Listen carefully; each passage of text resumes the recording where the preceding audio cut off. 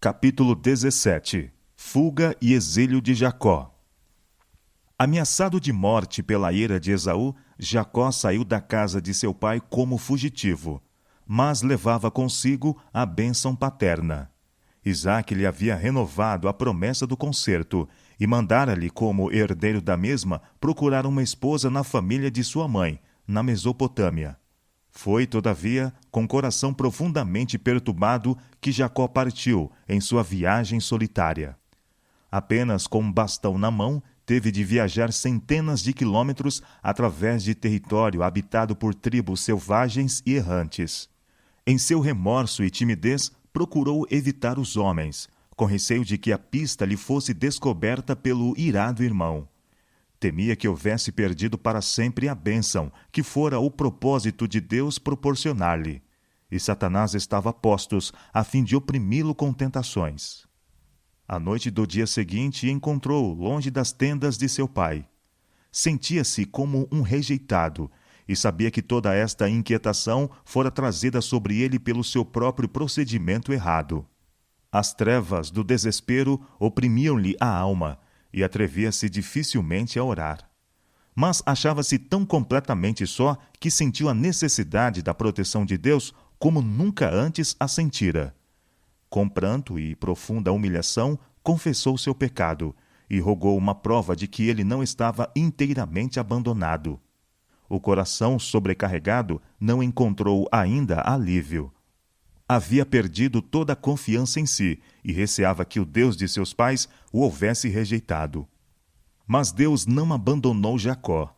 Sua misericórdia ainda se estendia a seu servo, errante e destituído de confiança. O Senhor, com compaixão, revelou precisamente o que Jacó necessitava: um Salvador. Ele tinha pecado. Seu coração, porém, se enchera de gratidão ao ver ele revelado um caminho pelo qual podia ser restabelecido ao favor de Deus. Cansado da jornada, o viajor deitou-se no chão, tendo uma pedra como travesseiro. Dormindo, viu uma escada brilhante e resplendente, cuja base repousava na terra, enquanto o cimo alcançava o céu. Por esta escada, anjos estavam a subir e a descer. Por sobre ela estava o Senhor da glória, e dos céus foi ouvida a sua voz: Eu sou o Senhor, o Deus de Abraão teu pai, e o Deus de Isaque. A terra em que estava deitado como um exilado e fugitivo foi prometida a ele e sua posteridade, com esta asseveração: Em ti e na tua semente serão benditas todas as famílias da terra. Esta promessa tinha sido feita a Abraão e Isaque, e agora foi renovada a Jacó. Então, em atenção especial à sua solidão e angústia, naquele momento foram proferidas estas palavras de conforto e animação: Eis que estou contigo, e te guardarei por onde quer que fores, e te farei tornar a esta terra, porque te não deixarei, até que haja feito o que te tenho dito. O Senhor conhecia as más influências que cercariam Jacó e os perigos a que estaria exposto. Misericordiosamente patenteou o futuro ante o fugitivo arrependido, para que ele pudesse compreender o propósito divino com relação a si e estar preparado para resistir às tentações que certamente lhe viriam quando só entre homens idólatras e ardilosos.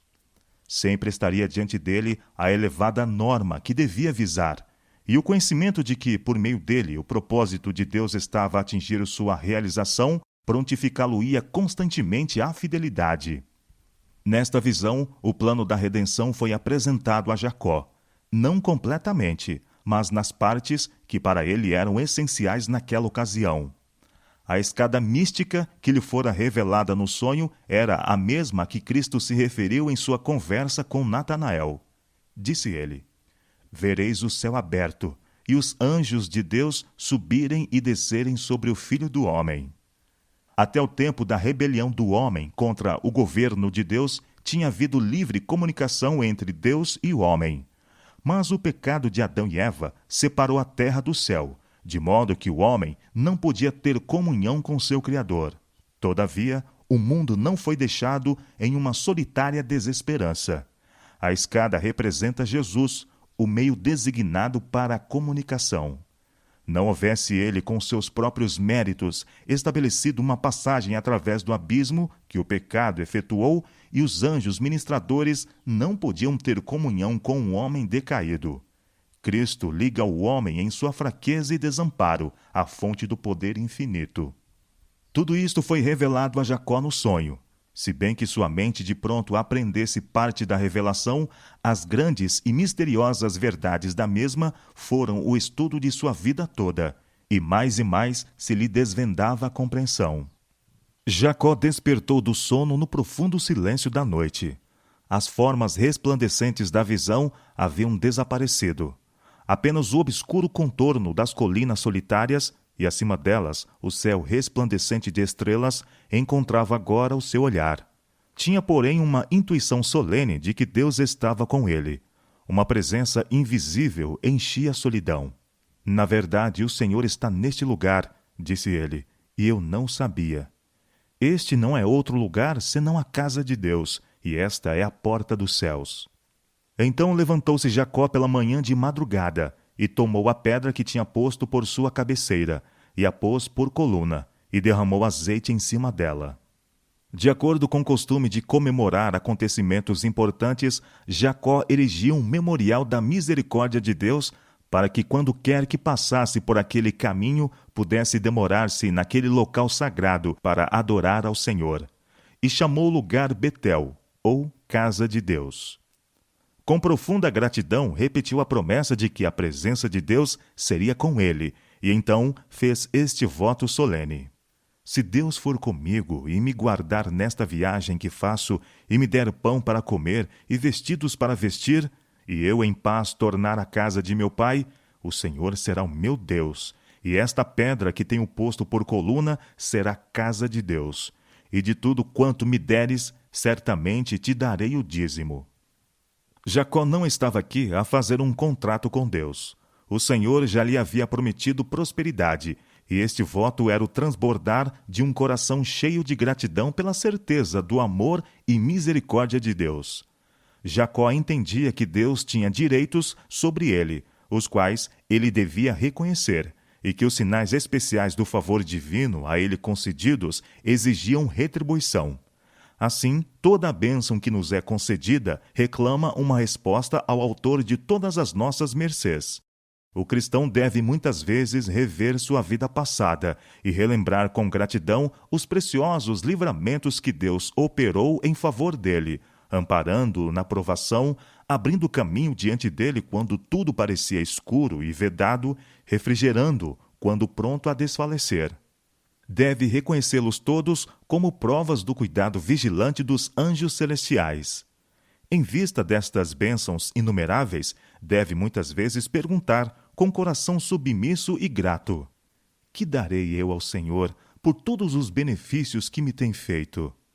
Nosso tempo, nossos talentos, nossa propriedade devem ser, de maneira santa, dedicados àquele que nos confiou estas bênçãos. Quando quer que um livramento especial seja operado em nosso favor, ou novas e inesperadas mercês nos são concedidas, devemos reconhecer a bondade de Deus, não simplesmente exprimindo nossa gratidão com palavras, mas, como Jacó, por meio de dádiva e ofertas à sua causa. Assim, como estamos continuamente a receber as bênçãos de Deus, assim devemos estar continuamente a dar. De tudo quanto me deres, disse Jacó, certamente te darei o dízimo. Deveremos nós, que gozamos a plena luz e os privilégios do Evangelho, estar contentes com dar menos a Deus do que foi dado por aqueles que viveram na dispensação anterior, menos favorecida? Ao contrário, sendo que as bênçãos que gozamos são maiores, não se acham nossas obrigações aumentadas de modo correspondente? Mas quão pequena é a apreciação! Quão vão é o esforço de medir pelas regras matemáticas o tempo, o dinheiro e o amor, em confronto com um amor tão incomensurável e um dom de tal valor inconcebível. Dízimos para Cristo, parco bocado, vergonhosa recompensa por aquilo que custou tanto. Da cruz do Calvário, Cristo pede uma consagração sem reservas. Tudo que temos, tudo que somos, deve ser dedicado a Deus. Com uma fé nova e permanente, nas promessas divinas e certo da presença e guarda dos anjos celestiais, Jacó prosseguiu em sua jornada para a terra dos filhos do Oriente. Mas quão diferente foi sua chegada da do mensageiro de Abraão quase 100 anos antes. O servo chegara com um séquito de ajudantes viajando em camelos e com ricos presentes de ouro e prata. Jacó era um viajor solitário, tendo magoados os pés, sem nada possuir a não ser o seu bastão. Como servo de Abraão, Jacó se deteve ao lado de um poço, e foi aqui que ele se encontrou com Raquel, a filha mais moça de Labão. Agora foi Jacó que prestou serviço, volvendo a pedra do poço e dando a beber aos rebanhos. Dando a reconhecer o seu parentesco, foi bem recebido na casa de Labão. Se bem que tivesse vindo desprovido e desamparado, poucas semanas mostraram o valor de sua diligência e habilidade, e insistiu-se com ele que ficasse. Foi combinado que devia prestar 7 anos de serviço a Labão pela mão de Raquel. Nos tempos primitivos, exigiu o costume que o noivo, antes da confirmação do contrato de casamento, pagasse uma soma de dinheiro, ou seu equivalente em outras propriedades, conforme as suas circunstâncias, ao pai da noiva. Isto era considerado como uma salvaguarda à relação matrimonial. Os pais não julgavam de bom aviso confiar a felicidade de suas filhas a homens que não haviam feito as devidas provisões para a manutenção de uma família. Se não possuíam tino econômico suficiente e energia para dirigir negócios e adquirir gado ou terras, receava-se que sua vida se mostrasse inútil. Mas tomava-se providências para provar aqueles que nada tinham para pagar uma esposa. Permitia-se-lhes trabalhar para o pai, cuja filha amavam, sendo a duração do tempo determinada pelo valor do dote exigido. Quando o pretendente era fiel em seu trabalho e provava ser digno em outros sentidos, obtinha a filha como esposa. E geralmente o dote que o pai recebera era dado a ela por ocasião do casamento. Tanto no caso de Raquel como no de Léia, reteve, entretanto, Labão, egoisticamente, o dote que lhes teria sido dado. Referiram-se a isto quando disseram, precisamente antes da mudança de Mesopotâmia: vendeu-nos e comeu todo o nosso dinheiro. O antigo costume, se bem que algumas vezes do mesmo se abusasse, assim como fizera Labão, produzia bons resultados. Quando se exigia do pretendente prestar serviços, a fim de obter a sua noiva, evitava-se um casamento precipitado e havia oportunidade de provar-se a profundidade de seu afeto, bem como sua habilidade para prover as necessidades de uma família. Em nossos tempos, muitos males resultam de seguir uma conduta oposta. Frequentemente dá-se o caso que pessoas, antes do casamento, têm pouca oportunidade de se familiarizarem com os hábitos e disposições uma da outra, e, quanto ao que se refere à vida diária, são virtualmente estranhas quando no altar unem os seus interesses. Muitos acham, demasiado tarde, que não se adaptam um ao outro, e a desgraça por toda a vida é o resultado de sua união. Frequentemente, a esposa e os filhos sofrem pela indolência e inépcia, ou pelos hábitos viciosos do marido e pai. Se o caráter do pretendente houvesse sido provado antes do casamento, conforme o antigo costume, poder-se-ia ter evitado grande infelicidade.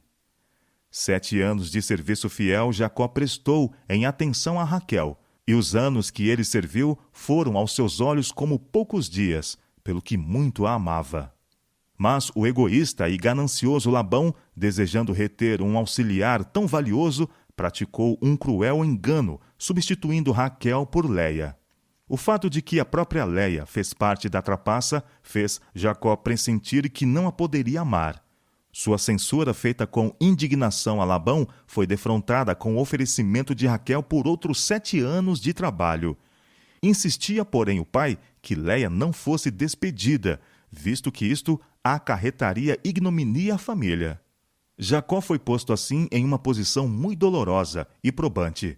Decidiu-se finalmente a conservar Léia e desposar Raquel.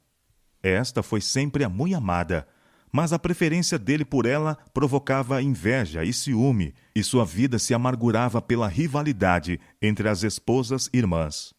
Durante 20 anos, Jacó permaneceu na Mesopotâmia, trabalhando ao serviço de Labão, que, desatendendo os laços de parentesco, aplicava-se a obter para si todos os benefícios da ligação que entre eles havia. 14 anos de labuta ele exigira por suas 2 filhas, e durante o tempo restante o salário de Jacó foi 10 vezes mudado. Era, contudo, diligente e fiel o serviço de Jacó. Suas palavras a Labão, em sua última entrevista, descrevem vividamente a vigilância incansável que exercera aos interesses do exigente patrão. Estes 20 anos eu estive contigo. As tuas ovelhas e as tuas cabras nunca abortaram, e não comi os carneiros do teu rebanho. Não te trouxe eu o despedaçado, eu o pagava. O furtado de dia e o furtado de noite da minha mão o requerias. Estava eu de sorte que de dia me consumia o calor, e de noite a geada, e o meu sono foi-se dos meus olhos. Era necessário que o pastor vigiasse seus rebanhos de dia e de noite. Estavam em perigo de ladrões, e também dos animais selvagens, que eram numerosos e audazes, fazendo muitas vezes grande estrago nos rebanhos que não eram fielmente guardados. Jacó tinha muitos auxiliares ao cuidar dos vastos rebanhos de Labão, mas ele mesmo era tido como o responsável por todos. Durante algumas partes do ano, era-lhe necessário estar em pessoa, constantemente com os rebanhos, para os guardar na estação seca de perecerem de sede, e durante os meses frios de se enregelarem com a pesada geada noturna. Jacó era o pastor-chefe. Os servos que ele empregava eram pastores ajudantes. Se alguma das ovelhas faltavam, o pastor-chefe sofria o prejuízo, e ele chamava os servos a quem confiara o cuidado do rebanho a prestar conta restrita, se o mesmo não era encontrado em condições prósperas. A vida de diligência e cuidado do pastor e sua terna compaixão pelas desajudadas criaturas confiadas à sua guarda têm sido empregadas pelos escritores inspirados para ilustrar algumas das verdades mais preciosas do Evangelho. Cristo, em sua relação para com seu povo, é comparado a um pastor. Depois da queda, viu suas ovelhas condenadas a perecerem nos caminhos tenebrosos do pecado. Para salvar a esses seres errantes, deixou as honras e glórias da casa de seu pai. Diz ele: a perdida buscarei, e a desgarrada tornarei a trazer, e a quebrada ligarei, e a enferma fortalecerei. Eu livrarei as minhas ovelhas, para que não sirvam mais de rapina, e a besta fera da terra nunca mais as comerá. Sua voz é ouvida chamando-as ao seu aprisco, para sombra contra o calor do dia, e para refúgio e esconderijo contra a tempestade e contra a chuva. Seu cuidado pelo rebanho é incansável. Fortalece as fracas, alivia as que sofrem, ajunta os cordeiros em seus braços e leva-os em seu seio. Suas ovelhas o amam. De modo nenhum seguirão o estranho, antes fugirão dele, porque não conhecem a voz dos estranhos. Diz Cristo: o bom pastor dá a vida pelas ovelhas. Mas o mercenário e o que não é pastor, de quem não são as ovelhas, vê vir o lobo e deixa as ovelhas e foge, e o lobo as arrebata e dispersa. Ora, o mercenário foge, porque é mercenário e não tem cuidado das ovelhas. Eu sou o bom pastor e conheço as minhas ovelhas, e das minhas sou conhecido. Cristo, o pastor-chefe, confiou o cuidado de seu rebanho a seus ministros como pastores ajudantes, e ordena-lhes que tenham o mesmo interesse que ele manifestou e sintam a responsabilidade sagrada do encargo que lhes cometeu. Mandou-lhes solenemente que sejam fiéis, que alimentem o rebanho, que fortaleçam as fracas, que reanimem as desfalecidas e as defendam dos lobos devoradores. Para salvar suas ovelhas, Cristo depôs a própria vida, e ele indica a seus pastores o amor assim manifestado como exemplo para eles. Mas o mercenário, de quem não são as ovelhas, não tem interesse verdadeiro no rebanho, trabalha meramente por amor ao ganho e apenas cuida de si. Preocupa-se com seu próprio proveito, em vez do interesse de seu cargo, e em tempo de risco ou perigo, fugirá e deixará o rebanho. O apóstolo Pedro admoesta os pastores auxiliares. Apacentai o rebanho de Deus, que está entre vós, tendo cuidado dele, não por força, mas voluntariamente, nem por torpe ganância, mas de ânimo pronto, nem como tendo domínio sobre a herança de Deus, mas servindo de exemplo ao rebanho. Paulo diz: Olhai, pois, por vós e por todo o rebanho, sobre que o Espírito Santo vos constituiu bispos, para apacentardes a igreja de Deus, que ele resgatou com seu próprio sangue. Porque eu sei isto, que depois da minha partida entrarão no meio de vós lobos cruéis, que não perdoarão ao rebanho. Todos os que consideram como uma tarefa desagradável os cuidados e encargos que caem por sorte ao fiel pastor são reprovados pelo apóstolo. Não por força, mas voluntariamente, nem por torpe ganância, mas de ânimo pronto. A todos os servos assim infiéis, o pastor-chefe de boa vontade dispensará. A igreja de Cristo foi comprada com seu sangue, e cada pastor deve compenetrar-se de que as ovelhas, sob seu cuidado, custaram um sacrifício infinito. Deve considerar a cada uma delas como tendo um valor inapreciável e ser incansável em seus esforços por conservá-las em estado salutar e próspero.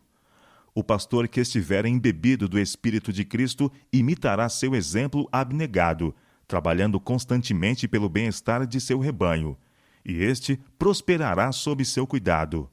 Todos serão chamados a prestar contas estritas de seu ministério. O mestre exigirá de cada pastor: onde está o rebanho que se te deu e as ovelhas de tua glória? Aquele que for encontrado fiel receberá um rico galardão. Quando aparecer o sumo pastor, diz o apóstolo, alcançareis a incorruptível coroa de glória. Quando Jacó, tornando-se cansado ao serviço de Labão, propôs voltar para Canaã, disse ao sogro: Deixa-me ir, que me vá ao meu lugar e à minha terra. Dá-me as minhas mulheres e os meus filhos, pelas quais te tenho servido, e ir-me-ei, pois tu sabes o meu serviço que te tenho feito. Mas Labão instou com ele para que ficasse, declarando: Tenho experimentado que o Senhor me abençoou por meio de ti. Ele viu que sua prosperidade estava aumentando sob o cuidado do genro. Disse Jacó: O pouco que tinha antes de mim é aumentado até uma multidão.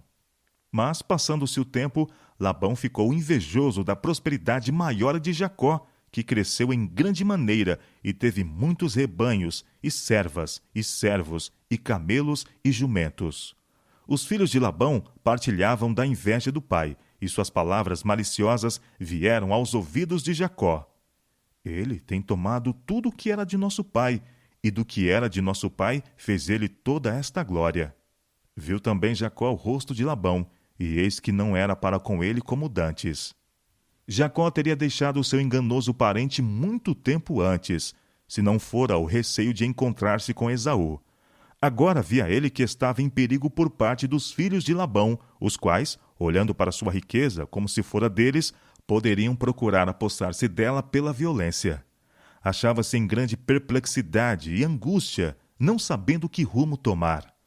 Mas, lembrando-se da graciosa promessa de Betel, levou o seu caso a Deus e procurou direção da parte dele. Em um sonho foi respondida a sua oração: Torna a terra dos teus pais e a tua parentela, e eu serei contigo. A ausência de Labão ofereceu oportunidade para a partida.